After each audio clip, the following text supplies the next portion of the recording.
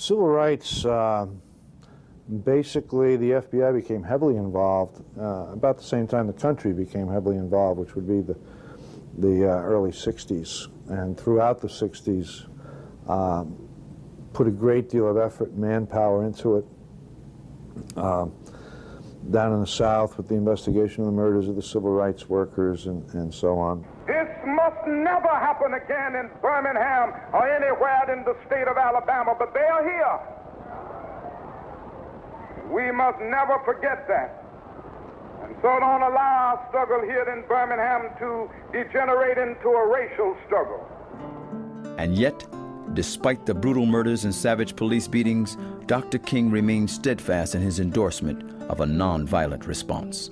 We can be sure that the vast majority of Negroes who engage in the demonstrations and who understand the nonviolent philosophy will be able to face dogs and all of the other brutal methods that are used without retaliating with violence, because they understand that one of the first principles of nonviolence is a willingness to be the recipient of violence while never inflicting violence upon another. But not everyone in the civil rights movement agreed with Dr. King's pacifist approach.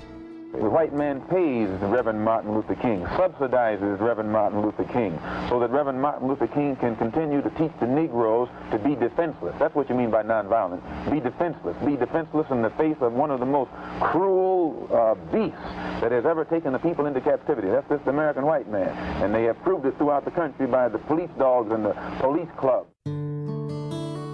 In December of 1964, Dr. King's advocacy of nonviolence earned him the Nobel Prize for Peace. Presentation of this award also brings with it a demand for deepening one's commitment to nonviolence as a philosophy of life.